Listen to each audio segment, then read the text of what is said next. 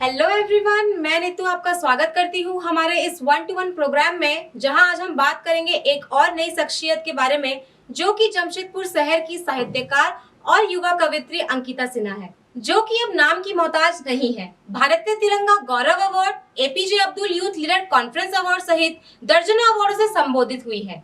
नमस्कार, CFI news में आप सभी का स्वागत है। आज आपको एक ऐसी शख्सियत से मिलवाने जा रही हूँ जो कि बहुत ही कम उम्र में राष्ट्रीय स्तर पर अपनी पहचान एक कवित्री के रूप में बना चुकी है और अपनी कविताओं की खुशबू से झारखंड ही नहीं पूरे देश में पहचानी जाने लगी। कहिए कि कहते हैं कि मंजिलें पाना बहुत ही मुश्किल होती है, लेकिन अगर हौसले बुलंद हो तो मंजिल की चौखट कदमों तक आ ही जाती है। तो आइए मिलते हैं अंकिता सिन्हा से और उनके सफर के बारे में जानते हैं। नमस्कार अंकिता जी, CFI न्यूज में आपका स्वागत है।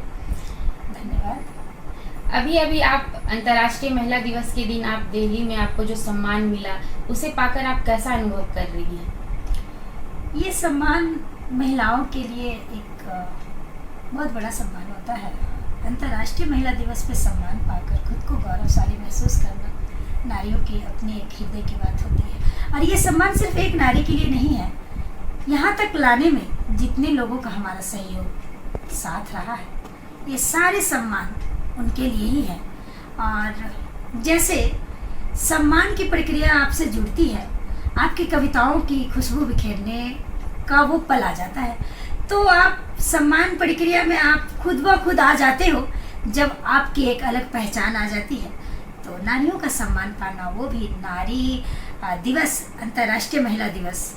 यूँ तो नारियों का हर एक दिन होना चाहिए, लेकिन एक अंतर्राष्ट्रीय विशेष दिवस पे सम्मान पाकर मैं पूरे अपने झारखंड और अपने देशवासियों को बहुत सारी शुभकामनाओं के साथ बहुत सारा धन्यवाद ज्ञापन करती हूँ, साधुवाद देती हूँ, जिन्होंने मेरे इस सफ़र में बहुत साथ दिया है। अगर आपकी उपलब्धियों की बात करें तो आप इतनी कम उम्र में बहुत सारी उपलब्धियां प्राप्त कर चुकी हैं, जिसमें से आपको भारतीय तिरंगा गौरव अवार्ड मिला, Abdul Kalam leader youth award, उसके बाद साहित्यिक रत्न अवार्ड मिला, दर्जनों अवार्ड इस तरह की आप प्राप्त कर चुकी हैं। आपकी 2 पुस्तकें मार्केट में आ चुकी है, पहले इसके लिए बहुत बहुत बधाई हो आपको। इस पे आप क्या कहना चाहेंगी?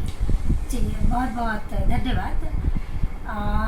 जहाँ तक अगर भारतीय तिरंगा गौरव की बात आती है, तो ये शब्द अगर आपके नाम से जुड़ जाते हैं तो आपके एक अस्तित्व से ही खुशबू आती है। तो भारतीय तिरंगा गौरव के बारे में अगर मैं कहना चाहूँ, तो ये अवार्ड हमारे नाम से जुड़ा है और हमारे खाते में आए हैं। ऐसे बहुत सारे सम्मान हमारे खाते में आए हैं, और जिसके लिए मैं अपने श्रोताओं की तहे दिल से शुक्रगुजार हूँ। और हमारे साथ जो जिन्होंने मेरी फैमिली, मेरे परिवार कहे, तो उन्होंने अगर साथ इतना दिया है, जिस मुकाम तक आज मैं हूँ, मैं कुछ भी नहीं हूँ, लेकिन जो भी हूँ अपने परिवार के सहयोग और साथ के कारण हूँ। रह गई 2 किताबें प्रकाशित होने की, तो आप जानते ही हैं कि आकांक्षा मेरी प्रथम पुस्तक है।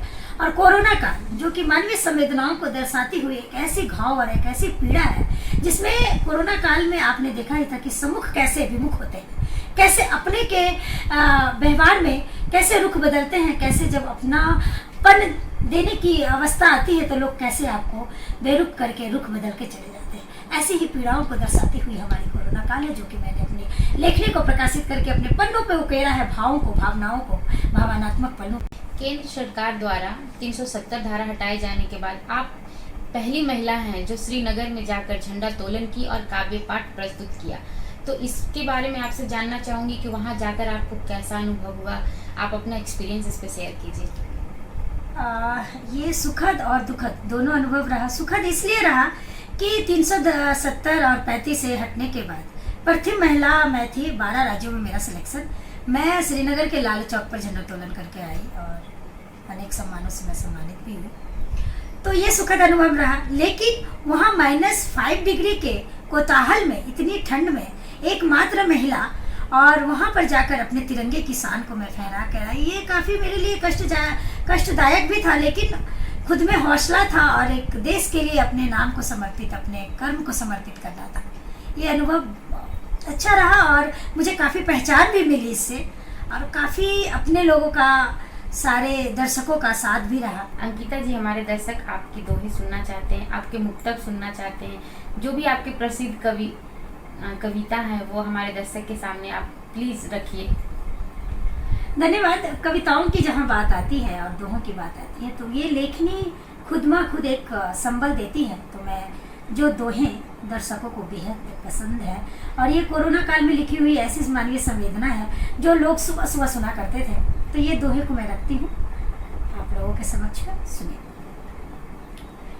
मधुर चैत की चांदनी बरस रही रसधार, प्रीतम मन चंचल हुआ मादक बहे बयार, प्रीतम मन चंचल हुआ मादक बहे बयार।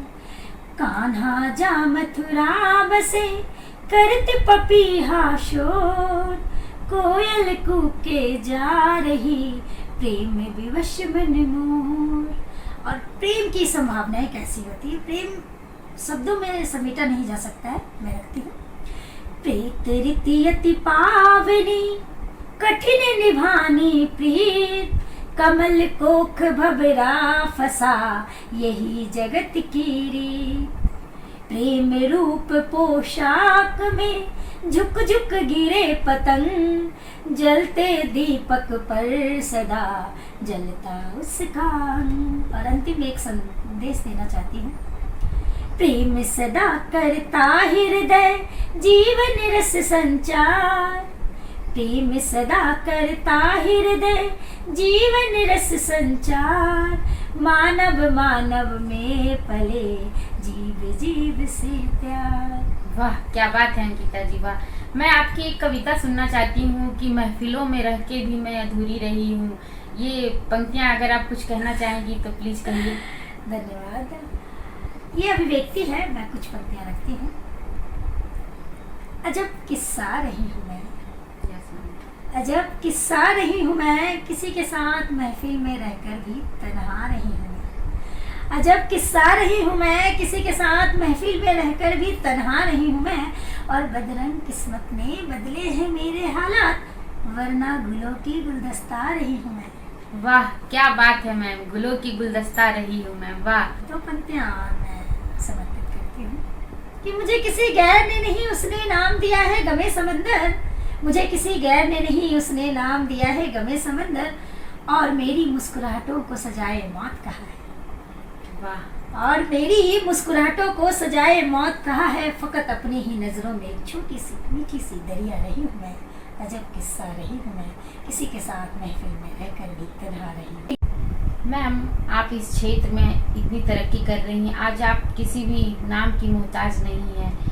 तो जनता जानना चाहती है, दर्शक आपके जानना चाहते हैं, पूरा देश जानना चाहता है कि जो आप इतनी तरक्की कर रही हैं, तो इस तरक्की में आपका किनका सहयोग रहा है, आप इसका श्रेय किनको देना चाहती हैं? जी, ये सवाल आपके साहित्यिक क्षेत्र में जब निरंतर प्रयासरत होने पर बढ़ते हैं तो मैं बिल्कुल इसका श्रेय मैं पूरी दर्शकों को, पूरी श्रोताओं को देना चाहती हूँ। और साथ में ही हमारे स्थानीय मीडिया कर्मी, जिनमें से आदरणीय रघुवंश तोमर जी का बहुत हाथ है, जिन्होंने मेरी लेख आलेख को अनेक विभिन्न प्रकार के मीडिया में वो प्रकाशित करके मुझे इस मुकाम तक लाया। और जब तक आप लिखते हो और आपकी बातें मीडिया तक नहीं जाती हैं, आपकी लेखनी मीडिया तक नहीं जाती है, आप उजागर नहीं हो सकते हो। तो बहुत बड़ा हाथ उनका भी है। और साथ में ही मेरी पूरी फैमिली का, मेरे भाई बहन, मेरे मम्मी पापा, सभी का साथ सहयोग बना रहा है, जिसके कारण मैं निरंतर अपने प्रयास इस क्षेत्र में प्रयासरत हूँ और निरंतर मंजिल की चौखटों तक पाने की कोशिश करती रहती हूँ। धन्यवाद। धन्यवाद अंकिता जी, आपने अपना बहुमूल्य समय हमारे CFI न्यूज चैनल के लिए निकाला, इसके लिए बहुत बहुत धन्यवाद। तो आज के इस 1 to 1 प्रोग्राम में बस इतना ही। मिलते हैं एक और नए एपिसोड में एक और नई शख्सियत के साथ। तब तक के लिए बने रहे हमारे साथ। नमस्कार।